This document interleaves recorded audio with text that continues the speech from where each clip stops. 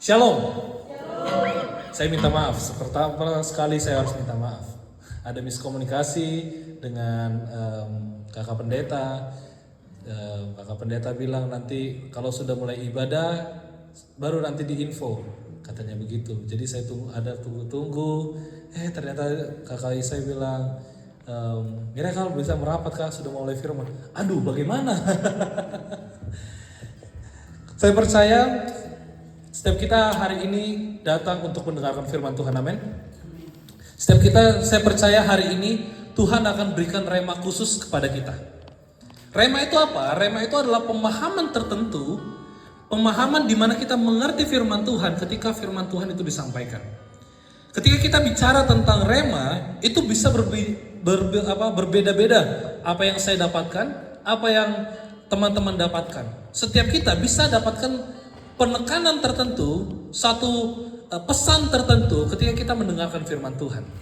Sehingga saya mau dorong teman-teman, ketika mendengarkan firman Tuhan, kita sama-sama fokus. Katakan bersama saya, fokus. Kalau kita fokus, pasti kita akan mendapatkan satu rema yang baru. Ada satu pengertian yang baru, ada satu pemahaman yang baru ketika kita membaca firman Tuhan, ketika kita mendengarkan firman Tuhan. Nah, dan hari ini kita akan belajar dari satu teks firman Tuhan di 1 Timotius. 1 Timotius 4 ayat yang ke-6.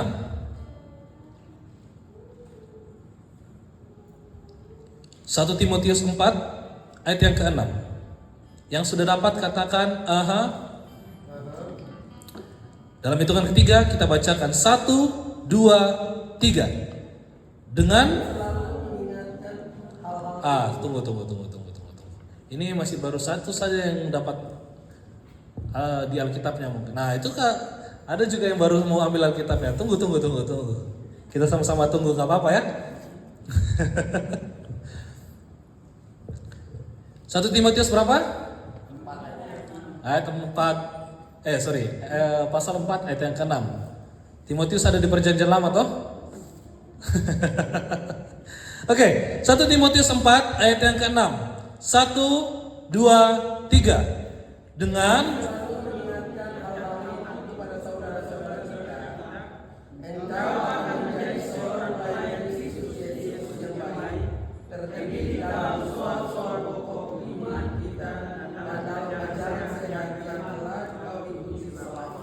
Oke. Saya bacakan sekali lagi. Dengan selalu mengingat hal-hal itu kepada saudara-saudara kita, engkau akan menjadi seorang apa? Seorang pelayan Kristus Yesus yang baik. Katakan bersama saya, baik. Terdidik dalam soal-soal pokok iman kita. Katakan bersama saya, terdidik. Dan dalam ajaran yang sehat yang telah kau ikuti selama ini. Katakan bersama saya, ajaran yang sehat. Ketika kita bicara tentang pokok utama pelayan Kristus Yesus, pelayan Yesus Kristus, di teks ini dikatakan pelayan Kristus Yesus. Saya mau tanya, siapa yang merasa bahwa dirinya itu pelayan Tuhan atau tidak? Ada yang merasa dirinya bahwa dia adalah pelayan Tuhan? Pelayan setan? Siapa yang mau jadi pelayan setan? Tidak apa-apa. Berarti apa namanya itu? Mau bertobat. Kenapa? Karena sampai sekarang duduk ibadah. Bagus. Yang lain tidak mau mengaku, tidak apa-apa toh. Sekali lagi. Siapa yang merasa bahwa dirinya adalah pelayan Tuhan? Ada yang ragu. Padahal pemain musik ini ragu dia. Di dalam dunia ada 2 perhambaan. Katakan bersama saya, hanya 2. Kalau enggak hamba Tuhan, hamba setan. Tidak ada hamba bagi dirinya sendiri. Ini bolehkah dikasih pindah sedikit? Biar saya agak bisa maju-maju begitu. Kasih depan sedikit. Oh, tidak bisa. Cek. Oke, gak apa-apa. Saya maunya tadi sampai jalan-jalan sampai tak keluar begitu toh. Tapi tidak apa-apa. Di dalam dunia hanya ada dua perhambaan. Satu itu hamba Tuhan, dan yang kedua hamba setan. Itu berarti di dalam dunia juga ada dua pelayan. Mau dia itu pelayan Kristus atau pelayan Tuhan atau pelayan setan. Jangan kau pikir bahwa kalau selama ini kau tidak beribadah, kau pikir bahwa kau itu sudah cukup hebat, kau itu berpikir bahwa tidak beribadah itu sudah cukup bagimu, kamu berpikir itu kamu menjadi hamba Tuhan. Tidak. Kau cukup jadi Kristen itu jadi hamba Tuhan. Tidak. Ketika kita memilih untuk menjadi Tuhan bagi dirimu sendiri, itu sebenarnya engkau sedang menjadi hambanya setan. Karena kau tidak menaruh harapanmu kepada Tuhan, menaruh hidupmu kepada Tuhan. Setiap orang yang tidak membuat hidupnya, setiap orang yang tidak menaruh hidupnya menjadi pelayannya Tuhan, itu otomatis menjadi pelayannya setan. Even kamu berpikir bahwa tidak apa-apa, saya tidak perlu pergi ke ibadah, tapi saya juga itu cukup baik saja. Tidak. Kebaikanmu yang kau pikir selama ini kamu sudah beribadah dengan cara kebaikan, kau beri makanan bagi orang miskin, kau kasih sumbangan. Tidak. Firman Tuhan bilang, kebaikan kita itu seperti kain kotor. Seperti apa? Kain kotor. Dan dalam perjanjian lama, kain kotor itu itu dipakai untuk bahasa yang lebih kita kenal itu sekarang itu soft text. Soft text yang sudah bekas. Kebaikan manusia itu seperti soft text dibilang Alkitab. Sekarang saya mau tanya, adakah di antara kita yang merasa sudah baik? Tidak ada. Karena ketika kita tidak memilih Tuhan yang membuat kita benar, membuat kita baik, sesungguhnya kita itu hanya seperti kotoran. Tidak lebih daripada kotoran. Termasuk saya juga. Kalau saya berlaku tidak benar di hadapan Tuhan, saya itu kotoran. Sekali lagi, hanya ada dua perhambaan, hanya dua pelayan dalam Tuhan, dalam dunia ini. Pelayan Tuhan atau pelayan setan. Sekarang saya mau tanya, setelah saya memberikan penjelasan tadi, siapa di sini hamba Tuhan? Satu orang, yang lainnya masih bingung. Tidak apa-apa, tidak apa-apa. Hanya ada dua. Kalau kau merasa hari ini kau adalah hambanya Tuhan, dengarkan firman. Kalau kau merasa bahwa kamu tidak hambanya Tuhan, tidak apa-apa, pulang saja, tidak apa-apa. Nah, kalau kita melihat teks ini, ada satu pribadi yang sedang diajar oleh Paulus, namanya Timotius. Tahukah teman-teman, Timotius ini masih umurnya sangat muda ketika dia mulai memimpin satu jemaat. Masih sangat muda. Tapi karena dia seorang yang benar di hadapan Tuhan, dia saleh, juga orang tuanya adalah orang-orang yang benar di hadapan Tuhan, dia dipercaya oleh Tuhan melalui Paulus menggembalakan. Dan dia sekalipun dia adalah seorang yang hebat, sekalipun dia adalah seorang yang kita harus angkat jempol sama dia, tapi dia tidak lepas dari yang namanya diperingatkan atau diingatkan oleh Paulus. Sekalipun dia adalah seorang gembala, seorang yang sudah melayani Tuhan, seorang yang sudah betul-betul berkenan di hatinya Tuhan, tapi tidak lepas harus tetap diingatkan. Hamba Tuhan saja diingatkan, apalagi kita. Katakan bersama saya harus diingatkan. Tapi memang kalau kita diingatkan, kita rasa marah toh kadang toh. Iya toh? KKWL. Toh? Tidak. Tidak ada. Puji Tuhan, KKWL ini baik sekali. Seringkali ketika kita ditegur kesalahannya, seringkali ketika kita dinyatakan sesuatu yang salah dalam hidupnya kita tuh berontak. Kita tuh malas tahu. Kita berpikir, kenapa Bapak? Kok bikin diri kah? Apa kah? Kita mungkin lihat itu orang yang negur kita, hamba Tuhan atau siapapun, kita lihat dari atas ke bawah, ke atas lagi ke bawah. Kita lihat, kenapa? Mungkin begitu. Ketika kita diperingatkan tidak enak. Katakan bersama saya, diingatkan itu nggak enak. Tapi itu baik. Tidak ada yang mau bilang itu baik. Diingatkan itu tidak enak. Ayo, katakan bersama saya. Diingatkan itu tidak enak. Diingatkan itu tidak enak, Tapi baik. tapi baik. Kenapa? Karena ketika kita diperingatkan, kita kadang-kadang itu tidak sesuai dengan kita punya mau. Kadang-kadang kita tuh diingatkan seakan-akan seperti begini.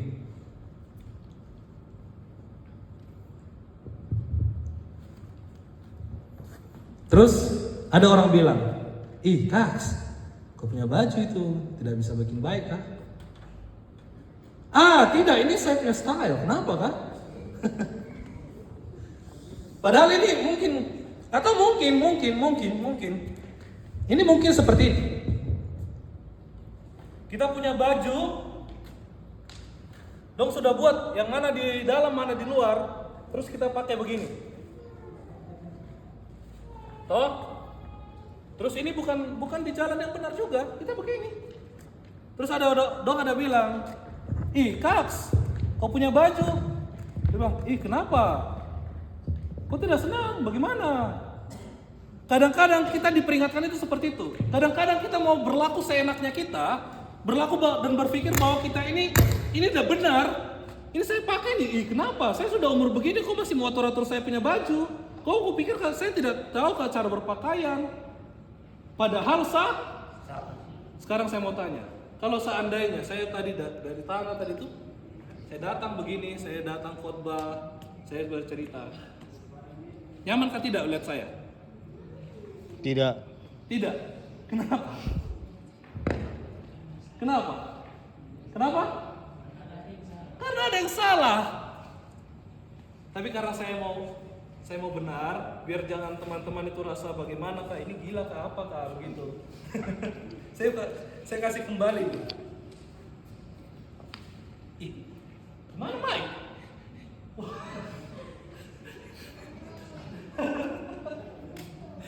Saya pikir saya sudah disuruh berhenti dari.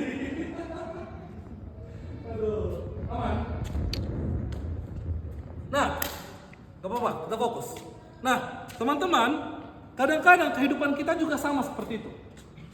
Kita menyebut diri kita sebagai hamba Tuhan, kita menyebut diri kita sebagai pelayannya Tuhan, kita tapi kita disebut sebagai kita ini orang-orang di gereja.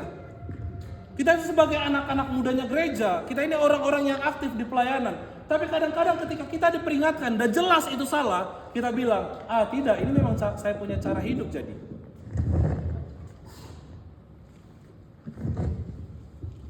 Sudah dikasih kembali. Sudah dikasih kembali. Nah, ketika kita diperingatkan, itu seakan-akan kita sedang berkaca. Katakan bersama saya, berkaca. Berkaca. Ketika Paulus memperingatkan Timotius, orang yang hebat itu, di ayat berikutnya dikatakan jauhi tahayul dan beribadah. Coba lihat ayat berikutnya. Ayat 7. Apa kata-katanya di situ? Tetapi jauhilah tahayul dan dongeng dari nenek moyang, latihlah dirimu beribadah. Sekali lagi, 1, 2, 3. Tetapi jauhilah tahayul dan dongeng dari nenek tua, latihlah dirimu beribadah. Apa dikatakan? Latihlah Dirimu beribadah. Ketika kita melatih diri kita, itu seakan-akan kita diperingatkan. Kenapa jadi suaranya kecil? Cek. Oke. Ketika kita datang beribadah, itu kita sedang datang untuk diperingatkan. Firman Tuhan, ketika dia berbicara, hamba Tuhan berbicara, itu dia sedang memperingatkan. Tapi bukan hanya memperingatkan jemaat, tapi itu memperingatkan juga pribadi atau orang yang sedang berbicara. Pertama sekali, hamba Tuhan ketika dia berdiri di atas mimbar, bukan berdiri di atas mimbar, tapi di belakang mimbar. Kalau berdiri di atas mimbar, susah, tinggi. Mengerti? Maksudnya berdiri di belakang mimbar. Ketika seseorang itu berdiri di belakang mimbar, di altar Tuhan yang kudus, dia sedang berkaca. Melatih diri itu seperti kita berkaca. Kalau seandainya saya tidak berkaca, mungkin saya datang pakai dengan cara pakaian yang tadi itu. Pakaian terbalik. Mungkin bukan cuma pakaian terbalik, ini juga saya setengah masuk, setengah keluar, tapi bukan style. Bukan, memang dasarnya yang salah. Kita diperingatkan. Di bagian berikutnya juga dikatakan latihan badani itu terbatas gunanya, tapi latihan rohani itu sangat membantumu, karena bukan soal hari ini saja, karena bukan soal kehidupan yang saat ini saja, tapi itu juga kehidupan yang akan datang. Sehingga ketika kita belajar, kita diperingatkan, kita datang beribadah, make sure, pastikan bahwa kamu siap untuk mendengarkan firman Tuhan. Sekarang saya mau tanya, sudah siap untuk mendengarkan firman Tuhan? Amin? Oke. Karena sudah amin semuanya, kita mulai. Menjadi pelayan Kristus yang baik. Itu menjadi tema kita. Menjadi pelayan Kristus yang baik. Lebih tepatnya, menjadi pelayan Kristus yang baik itu salah satu cirinya. Tapi kalau kita melihat teks ini, kalau kita lihat kata yang dipakai di sini, kata pelayan, toh. Tapi dalam bahasa Yunaninya, ketika kita pahami ini ternyata bukan doulos, tapi dia pakai diakonos. Ini berbeda. Saya mau jelaskan sedikit. Sama-sama dalam bahasa Indonesia disebut sebagai hamba atau pelayan. Itu dua kata itu yang selalu bersamaan. Diganti. Tapi kalau kita melihat secara teksnya, kita harus mengerti itu apa yang sebenarnya mau dikatakan. Ternyata dia bukan soal doulos. Doulos itu hamba, yang dimana ketika Paulus itu menjelaskan tentang hamba, itu perpindahan kepemilikan. Dulu saya adalah hambanya dosa. Apa bukti saya hamba dosa? Saya melakukan dosa, pelanggaran, hal-hal yang tidak baik, saya mabuk, saya judi, saya apa lagi? Minum sudah, dan segala macamnya lagi. Saya dulu tidak pernah mau yang disebut sebagai orang Kristen. Saya malu disebut sebagai orang Kristen. Lebih malu lagi saya disebut sebagai anak pendeta, walaupun saya benar adalah anak pendeta.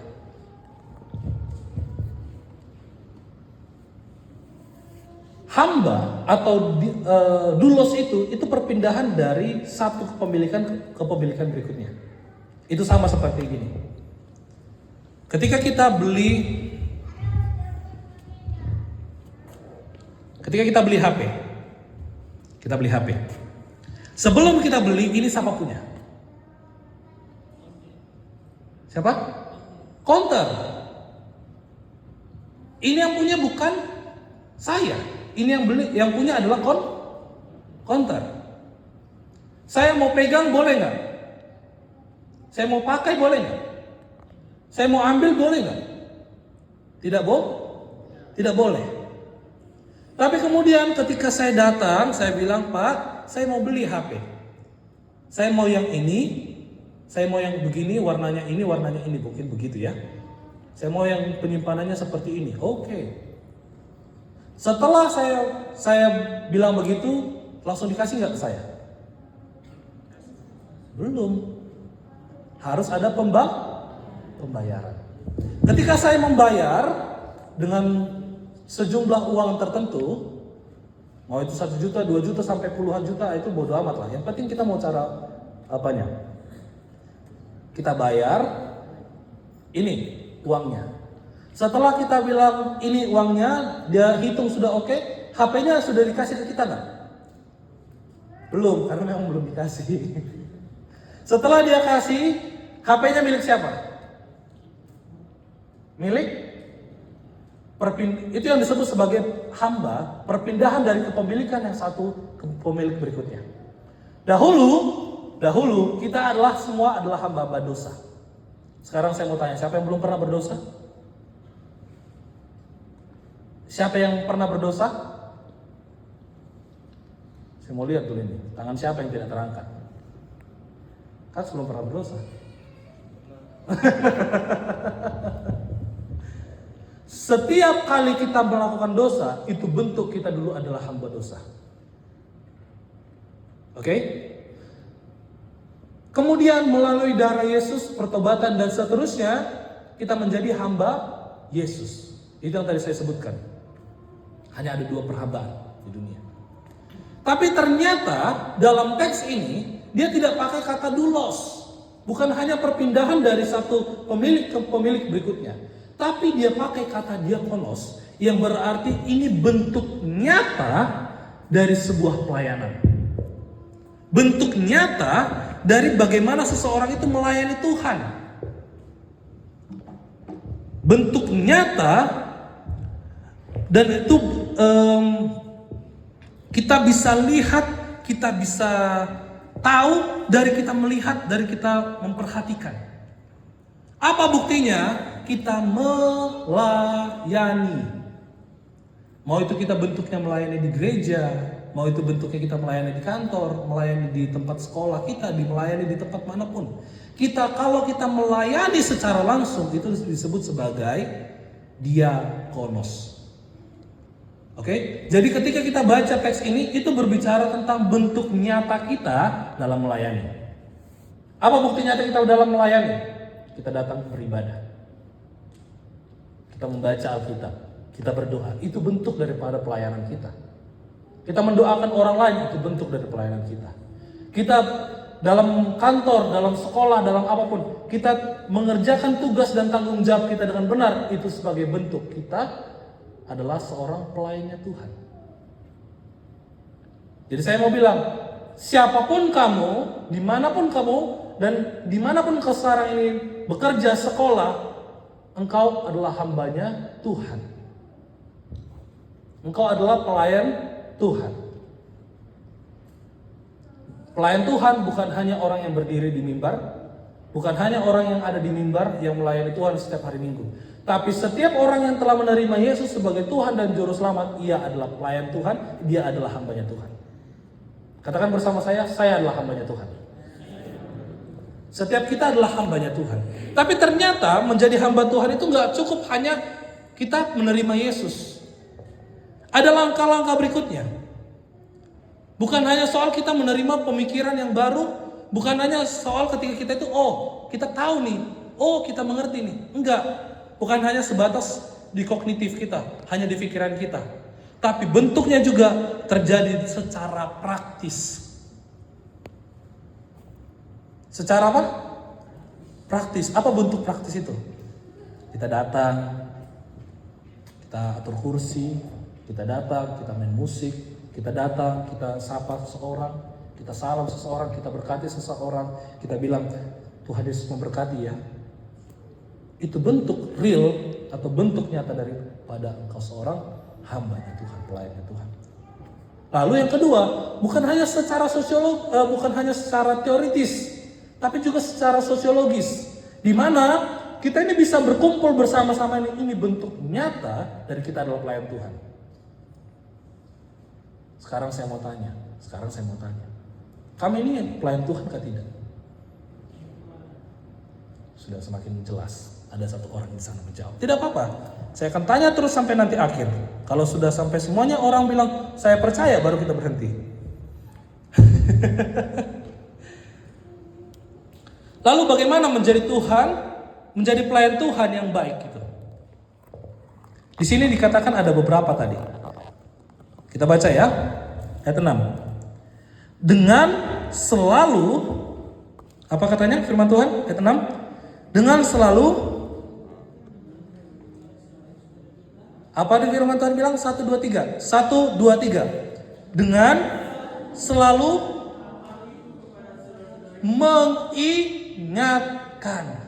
Seorang pelayan Tuhan itu harus saling mengingatkan. Halo?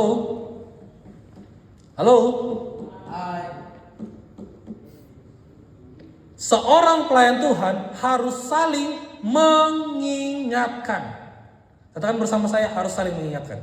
Harus saling mengingatkan. Kamu tahu ada firman Tuhan yang bilang begini, besi menajamkan besi, manusia menajamkan sesamanya. Tahu itu? Tahu firman Tuhan itu? Siapa yang tahu? Saya bingung ini. Sorry.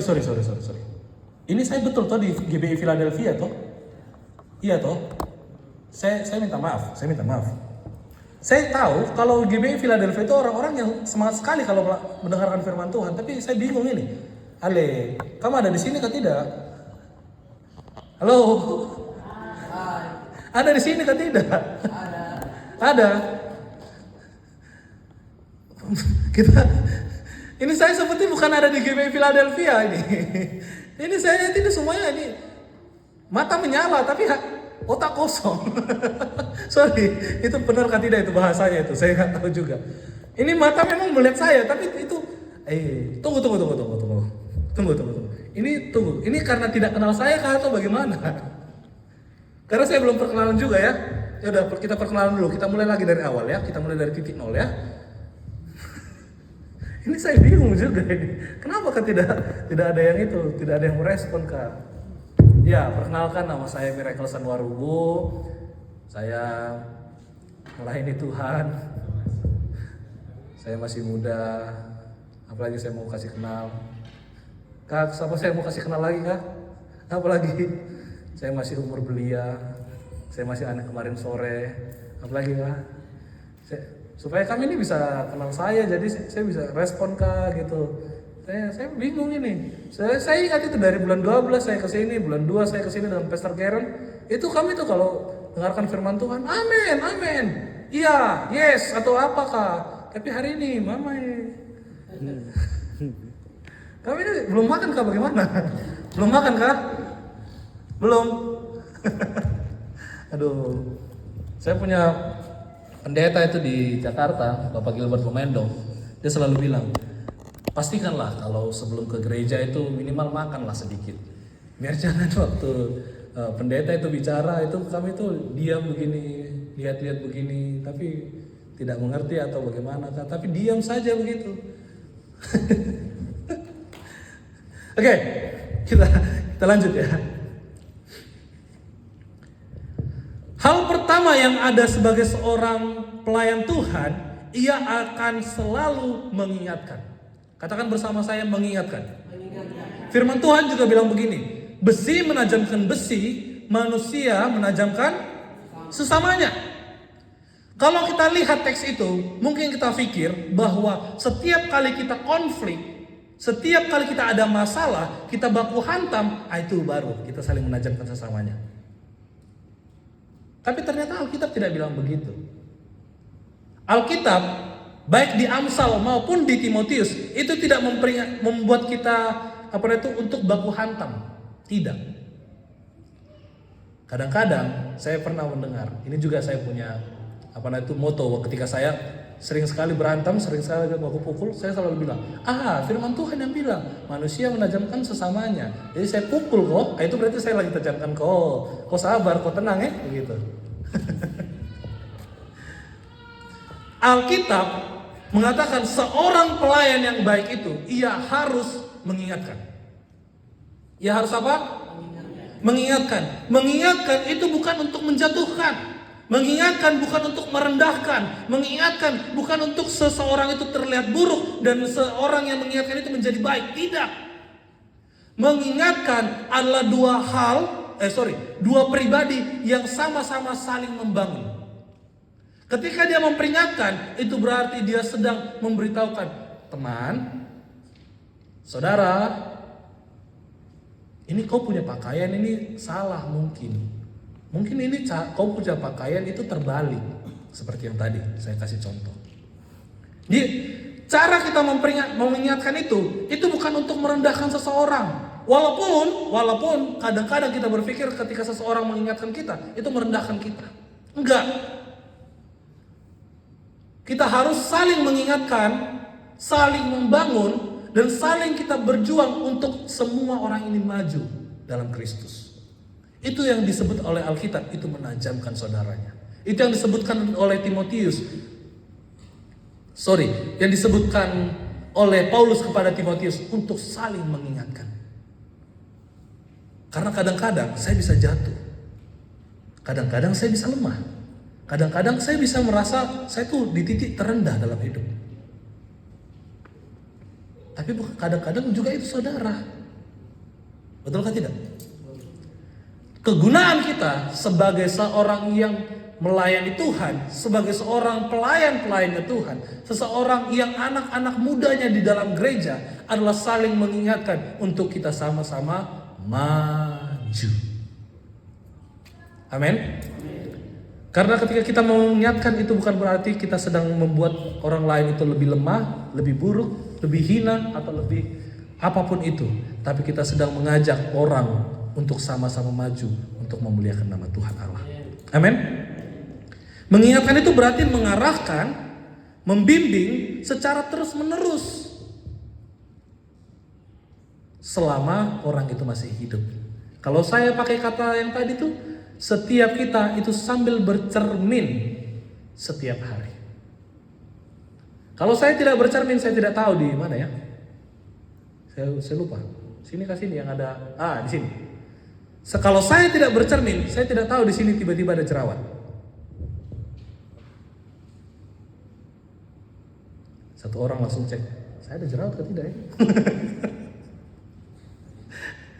Kalau saya tidak bercermin, saya tidak tahu pakaian saya ini sudah rapi atau belum. Kalau saya tidak bercermin, saya itu tidak tahu ini pakaian sudah benar atau tidak. Ini kancing ini baku apakah ini? Apa istilahnya? Baku tidak pas begitu. Itu sudah. Kalau seandainya kakak yang ada di depan ini atau kakak ini yang pakai kemeja, terus dia tidak perhatikan dia dengan baik, dia punya kancing, satu dia mulai di atas begini, terus dia pukul sampai atas. Kenapa lebih kah? Mungkin gaya baru kah apa? Ketika kita tidak bercermin, kita tidak tahu itu.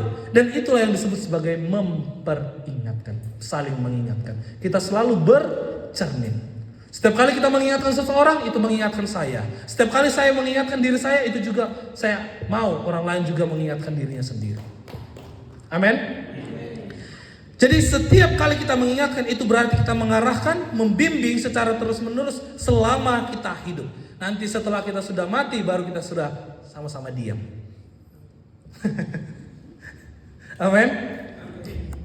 Kecuali ada orang yang hidup, ada yang mati tapi masih berbicara, itu agak lain. Toh, sudah ada yang nonton filmnya?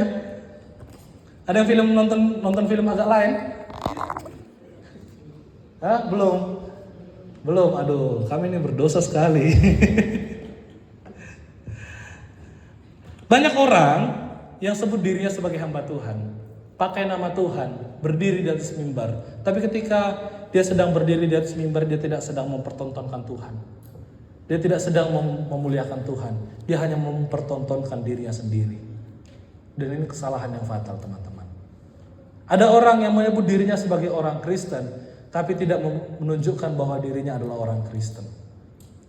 Ada orang yang menyebut dirinya sebagai pelayan Kristus yang setia, pelayan Kristus yang baik, tapi dia ketika diperingatkan, dikasih ingat, diberitahukan, itu dia malas tahu, mungkin dia pukul ke apa. Saya tidak sebut Kak Briani, tidak.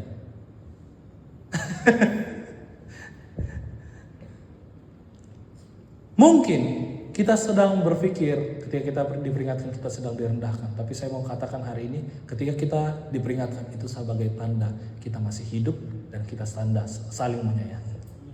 Amin. Nah, menjadi pelayan Kristus yang baik, yang kedua itu adalah terdidik. Dikatakan firman Tuhan, terdidik dan dididik oleh firman Tuhan dan terus secara langsung oleh Tuhan. Dikatakan di ayat 6 kan begini, dengan selalu mengingatkan hal itu kepada saudara-saudara kita, engkau akan menjadi seorang pelayan Tuhan, pelayan Kristus Yesus yang baik, terdidik dalam soal-soal pokok iman kita. Dikatakan apa di situ? Terdidik. Dan ini yang menjadi sorotan kita. Saya kemarin ada cerita-cerita dengan Kakak Briani, kita perlu yang namanya terdidik dalam firman Tuhan. Katakan bersama saya, harus terdidik.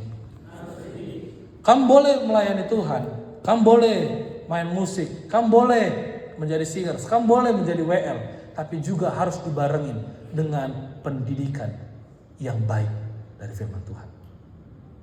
Dan itu kapan terjadi? Hanya di gereja? Oh tidak. Di gereja kita hanya berkumpul mungkin 2 jam, 3 jam, atau kadang 4 jam. Tapi selebihnya dari itu, kamu butuh Tuhan. Kamu butuh ditegur oleh Tuhan. Kamu butuh dididik oleh Tuhan. Kadang-kadang kita baca Alkitab, kadang-kadang kita tidak baca Alkitab. Atau kadang-kadang kita hanya bawa Alkitab ke gereja, setelah itu kita kasih Alkitab di bawah bantal. Atau mungkin di bawah kasur kita, biar enggak kita lihat. Betulkah tidak? Itu pelakunya. Tidak apa-apa, mereka mengaku yang firman Tuhan bilang, yang mengaku yang ditebus, yang tidak mengaku tidak yang diam-diam saja itu. Saya bingung ini ditebus kah tidak gitu. Kita harus terdidik dan dididik langsung oleh Tuhan. Bagaimana kita mau berkata kita dididik oleh Tuhan kalau membaca Alkitab sekali kita menjadi orang-orang pamalas? Bagaimana kita mau dikatakan sebagai orang yang terdidik, orang yang benar di hadapan Tuhan, tapi berdoa saja kita malas? Bagaimana kita mau disebut sebagai pelayan Tuhan yang baik, tapi kita mau datang ke gereja saja kita pamalas?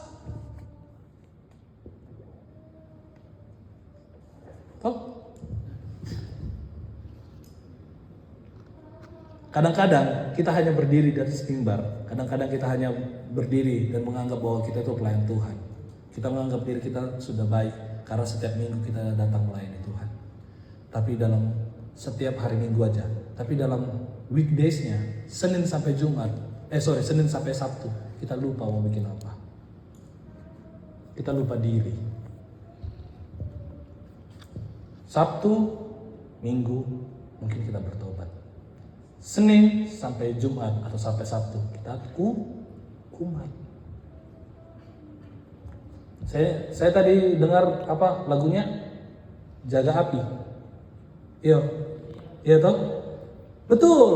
Mungkin kita menjadi orang-orang yang jaga api. Tapi kamu tahu apa yang saya maksud ini jaga api? Kamu tahu kan tidak saya maksud ini jaga api yang bagaimana? Saya kemarin pelayanan di Sintani, dia bilang, Kaks, di sini itu kalau Kaks bilang itu jaga api, itu ada 2 maknanya Kaks. Maksudnya, yang pertama memang jaga api untuk Kristus, tapi yang kedua ada anggur putih namanya api. Jadi kalau Kaks itu bilang jaga api, dong itu pikir itu jaga minuman itu. Oh maksudnya bagaimana Kak? Iya diajak minum begitu. Oh begitu. Jadi kalau kami nih bilang jaga api, ternyata bukan untuk sungguh-sungguh dalam Tuhan, tapi sungguh-sungguh itu lagi mau minum kah? Iyo, itu sudah katanya. Wah, saya baru tahu ini. Mungkin kita setiap hari kita jaga api, amin. Tapi hari Minggu kita jaga api Roh Kudus. Senin sampai Sabtu kita ini jaga api minuman. Saya tadi juga semalam. Saya pengen sekali itu jajan. Saya jajan. Terus ada bakso bakar di depan sini tuh. Saya lihat. Saya bilang, Bapak, satu berapa? 5.000. Bapak, 5.000 satu. Iya, 5.000 satu. Bapak, saya biasa beli satu ini 1.000. Anak, kau dari? Saya dari Jakarta.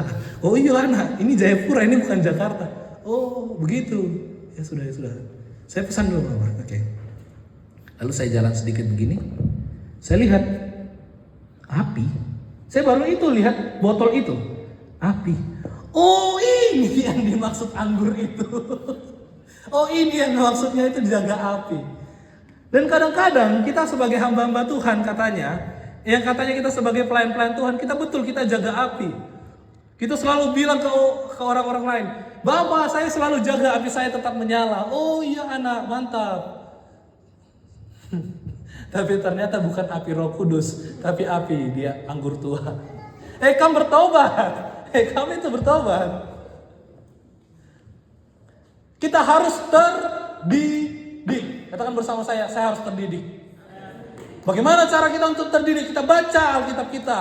Kalau kita tidak bisa baca satu pasal, kita baca satu ayat. Kalau kita tidak bisa berdoa panjang-panjang 1 jam, kita berdoa setidaknya untuk makan. Kalau kita tidak bisa melangkah dengan baik terus setiap hari, setidaknya setiap jam kita berpikir, Tuhan tolong saya, Tuhan bantu saya untuk bisa menjalani hidup saya ini. Amin. Kadang-kadang kita berpikir begini, aduh bagaimana Bapak, kakak pendeta, bagaimana saya bisa bertobat kak? Kenapa adik? Saya setiap hari saya bangun tidur, saya baik. Tapi setelah saya mau tidur saya jatuh lagi Bapak. Saya jatuh lagi kakak. Kenapa? Iya saya nonton itu film-film yang tidak benar. Saya mau bilang, kadang-kadang kita berpikir bagaimana menyelesaikan satu hari itu dengan semuanya baik. Tapi kita lupa bagaimana menjaga 1 jam saja itu tetap baik. Kamu tidak perlu berpikir bagaimana saya bisa menyelesaikan tahun 2024 ini dengan baik. Saya melakukan dosa dengan sedikit tahun ini. Kamu tidak perlu berpikir besar-besar begitu. Kamu perlu berpikir 1 jam ini saya bisa gak ya tetap memuliakan Tuhan. 1 jam ini saya bisa gak ya kira-kira saya tidak bikin Tuhan itu menangis karena saya. Selama 1 jam ini bisa gak ya kira-kira saya ini menyenangkan hati Tuhan. Kamu tidak perlu pikir yang besar-besar dulu. Tapi mulailah terdidik 1 jam saja. Karena firman Tuhan juga bilang, berjaga-jagalah 1 jam saja. Bahkan ada juga yang nyanyi, 1 jam saja ku telah bisa cintai Tuhan. Bagaimana? Kadang kita berpikir untuk cinta orang. Tapi kita lupa kalau kita harus juga cintai diri kita sendiri. Apa buktinya kita cintai diri kita sendiri? Kamu baca itu firman Tuhan, kamu renungkan firman Tuhan, kamu lakukan itu firman Tuhan. Itu mencintai dirimu dan mencintai Tuhan Allahmu dalam waktu yang bersamaan. Amin. Begitu. Kita harus terdidik. Saya mau challenge teman-teman. Saya mau tantang teman-teman. Mulai hari ini, mulailah baca Alkitab. Tidak perlu langsung 1 hari kau baca 1 kitab. 1 hari kau hajar sampai 1 kitab Mazmur itu kau habis. Mamai 150 pasal itu. Kamu tidak perlu pikir-pikir untuk baca 1 pasal. Kamu tahu pasal paling banyak di mana? Di Mazmur. Mazmur berapa? 119. Tidak perlu mau baca itu dulu. Mungkin belum. Tapi kamu baca dulu 1 ayat saja setiap hari. Dan kamu renungkan itu. Dan kamu lakukan. Mungkin itu cara Tuhan untuk mendidikmu. Amin. Mau? Mau baca Alkitab mulai hari ini? Amin. Jangan janji ke saya, Tuhan sudah catat. Kamu punya nama satu-satu itu Tuhan sudah catat. Oh ini 1, Kakak Briani sudah bilang amin. Terus siapa lagi? Ini 1 persatu ini. Kamu punya nama sudah dicatat oleh malaikat ini. Kamu tidak lakukan, kamu tidak berdosa ke saya, kamu berdosa ke itu Tuhan. Amin. Kita harus terdidik dan dididik oleh firman Tuhan. Dan juga bukan hanya itu, kita minta Tuhan yang mendidik kita. Amin. Dan inilah perbedaan kita orang Kristen dengan orang-orang di luar Kristen. Kita bisa dididik langsung oleh Tuhan kita. Amin. Bagaimana caranya? Dengan pujian penyembahan kita. Dengan nyanyian yang kita naikkan pada Tuhan. Yang ketiga.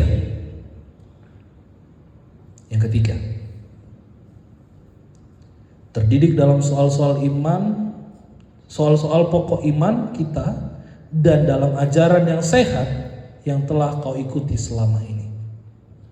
Dikatakan di bagian yang terakhir adalah dalam ajaran yang sehat yang telah kau ikuti selama ini. Apa bahasa yang mudah dimengerti? Adalah dengan cara menghidupi iman yang sudah kita yakini sampai hari ini. Menjadi hamba Tuhan, menjadi pelayan Tuhan yang baik adalah dengan menghidupi iman kita. Amin. Menghidupi iman itu bagaimana? Kita menghidupi iman itu kita berpikir bahwa iman itu adalah kita mendapatkan. Kadang-kadang kita berpikir iman itu adalah mendapatkan. Apa bukti mendapatkan? Kita berpikir bahwa iman itu hanya sebatas memindahkan gunung. Kamu tahu Yesus punya perkataan, kalau imanmu besar seperti biji sawi, maka kamu bisa memindahkan gunung. Ya kan? Itu apa? Itu menerima. Tapi ada satu hal yang lebih lagi, yaitu hidup dalam iman yang benar. Sekalipun gunung itu tidak berpindah, kita tetap punya kepercayaan kepada Yesus Kristus Tuhan. Amin. Amin. Kadang-kadang kita berdoa, Tuhan tolong selesaikan masalahku, Tuhan tolong angkat penyakitku, Tuhan aku butuh pekerjaan, Tuhan aku butuh proyek, Tuhan. Kita meminta terus dari Tuhan, kita meminta terus dari Tuhan. Seakan-akan kita berpikir itu cara kita untuk menghidupi firman, tapi ternyata tidak. Itu pemberian Tuhan, itu bonus. Itu apa? Bonus. Tapi bagaimana kita menghidupi firman? Sekalipun kita belum mendapatkan pekerjaan, kita tetap setia. Sekalipun proyek itu belum dapat ke kita tetap setia. Sekalipun pendidikan kita sepertinya stuck, kita tetap setia. Sekalipun masalahnya belum selesai, kita tetap setia. Dan kita tetap berkata, terima kasih Yesus buat segala sesuatu yang telah Engkau kerjakan dalam hidupku. Itu iman yang benar. Itulah menghidupi iman. Itulah yang dikatakan oleh Paulus tadi dalam menghidupi ajaran yang selama ini telah engkau terima. Amin. Amin. Itu iman yang benar. Itulah cara kita menghidupi firman. Karena ketika kita berpikir bahwa iman itu hanya menerima, tidak. Iman itu adalah memberi kepada Tuhan. Kalau engkau berkata dalam pujianmu, dalam penyembahanmu, terima kasih Tuhan untuk kasih setiamu yang ku alami dalam hidupku. Terima kasih Yesus untuk kebaikanmu sepanjang hidupku. Kunci E itu. Kalau kita bisa berkata, terima kasih Tuhan, itu sedang kita menghidupi iman yang telah ada dalam hidup kita. Amin. Kalau kita bisa berkata, Tuhan Engkau baik. Engkau baik Tuhan. Permasalahanku mungkin belum selesai, tapi aku mau tetap memujimu Tuhan. Itu iman yang benar. Itu cara kita menghidupi iman kita. Permasalahan boleh ada, tantangan boleh ada. Segala sesuatunya bisa ada, penyakit mungkin bisa ada, hutang mungkin bisa ada, tapi Tuhan kita adalah Tuhan yang setia. Dia tidak pernah meninggalkan kita. Walaupun keadaan kita mungkin saat sedih, saat lemah, saat tidak berdaya, tapi Tuhan bisa menguatkan kita, memberikan kita penghiburan, membuat kita menjadi kuat dan teguh di dalam iman kita kepada Tuhan. Amin. Sehingga saya mau katakan, itulah ciri khas dari seorang pelayan Tuhan yang baik. Ada 3 tadi yang saya katakan. Apa yang pertama? Pelayan Tuhan yang baik itu yang bagaimana? Yang kedua? Ya. Yang ketiga? Ya. Yang pertama, pelayan Tuhan yang baik itu adalah pelayan Tuhan yang saling mengingatkan. Katakan bersama saya, saling mengingatkan. Saling mengingatkan. Yang kedua, pelayan Tuhan yang baik adalah yang terdidik. Yang ketiga, pelayan Tuhan yang benar adalah yang hidup dalam ajaran yang sehat. Hidup dalam iman yang benar. Itu pelayan Tuhan yang baik. Itu pelayan Tuhan yang setia. Itu yang pelayan Tuhan yang dicari-cari oleh Tuhan. Amin. Amin. Hari ini ketika mendengarkan firman Tuhan, ayo kita sama-sama koreksi diri kita. Jangan kita hanya pintar menyebut iman. Jangan kita hanya pintar menyebut diri kita pelayan. Tapi kita tidak berlaku sama seperti yang kita katakan. Kalau kita menyebut diri kita sebagai hamba Tuhan, lakukanlah sebagaimana seharusnya hamba Tuhan. Kalau kita menyebut diri kita sebagai pelayan Tuhan, hiduplah sama seperti yang Tuhan ajarkan. Kalau engkau menyebut dirimu, aku adalah orang Kristen, maka hiduplah sebagai seorang pengikut Kristus. Pelayan Kristus yang baik, dia memulai dengan iman. Dia berjalan dalam iman, dia mengerjakannya dalam iman, dan menyelesaikannya dalam iman. Sekali lagi, pelayan Tuhan yang baik memulai dengan, kami bisa semangat kali, ini sudah terakhir. Ini sudah poin terakhir. Ini poin terakhir, sedikit saja lagi.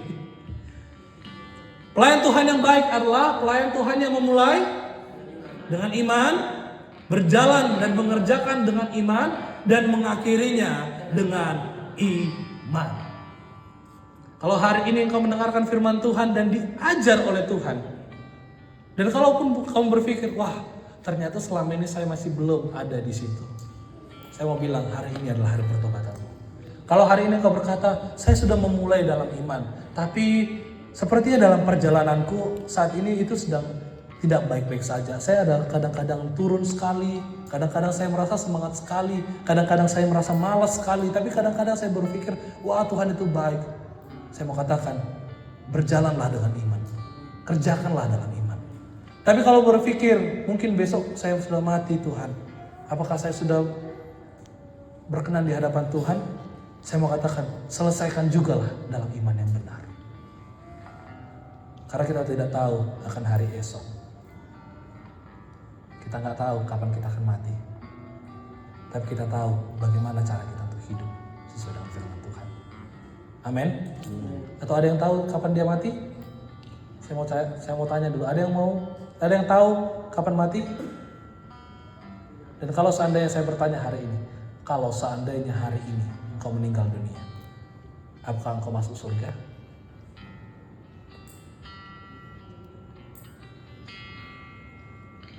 Tidak ada yang menjawab.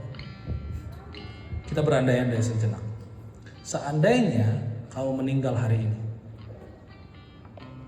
kamu yakin masuk surga? Tidak. Amin. Kalau kamu berkata tidak, percaya kepada Yesus. Kalau kamu berkata amin, saya mau tanya. Ketika kamu ada di pintu surga, lalu Tuhan bertanya, apa yang membuat engkau sampai ku izinkan masuk dalam surgaku? Apa yang akan kau jawab?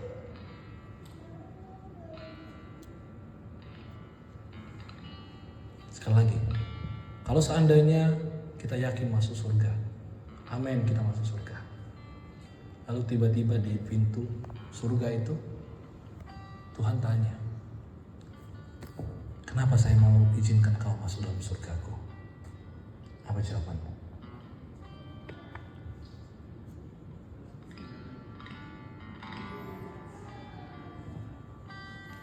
Biar pertanyaan ini menjadi pertanyaan yang menghantuimu. Biar pertanyaan ini membuat engkau takut malam ini.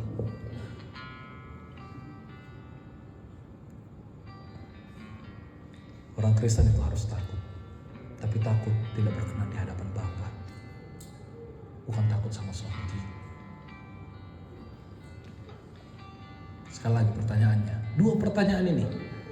Seandainya hari ini engkau meninggal dunia. Seandainya ketika, tidak usah yang buruk-buruk. Tidak usah kecelakaan. Tidak usah. Kamu lagi mau tidur. Baru selesai chatting sama pacar. Baru selesai chatting sama sama kekasih hatimu, baru selesai video call, mungkin teleponan, kamu mau tidur. Tapi ternyata kau tidak bangun lagi. Yakin masuk surga?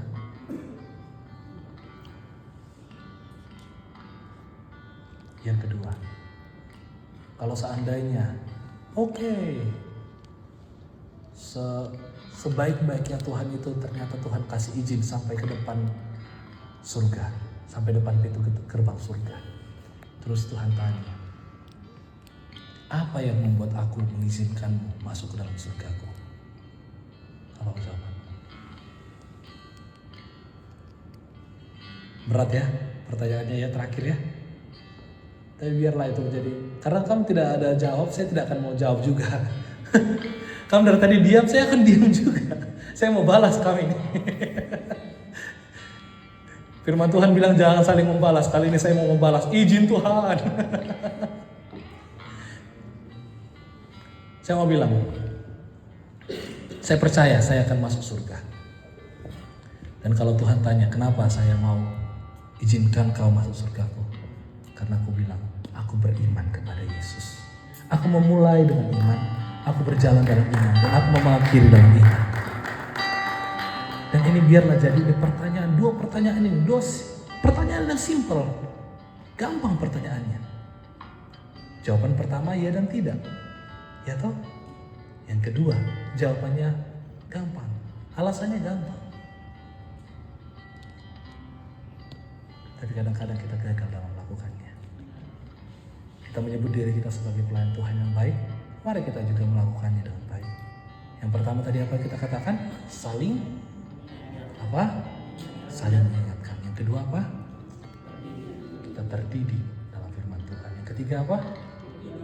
Hidup dalam iman yang benar, pengajaran yang benar. Yang kamu bilang itu semuanya itu benar. Tapi jangan hanya benar sampai di gereja. Setelah pulang dari gereja juga tetaplah berlaku benar. Amin.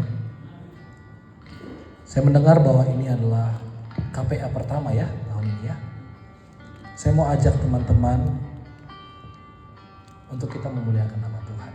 Sepanjang tahun ini kita mau senangkan hati Tuhan. Kalau hari ini saya hitung ada 1, 2, 3, ada berapa kali ini? Ada banyak.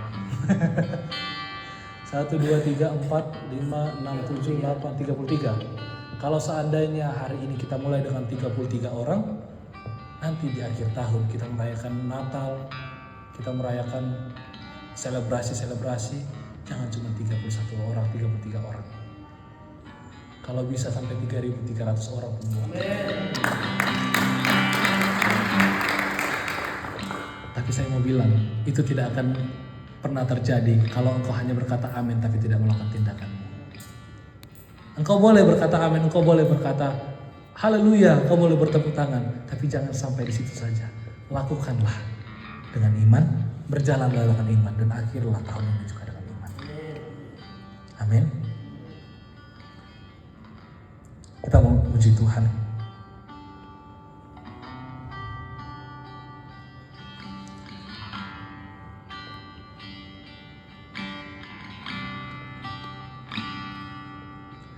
Bagaikan bencana siap dibentuk,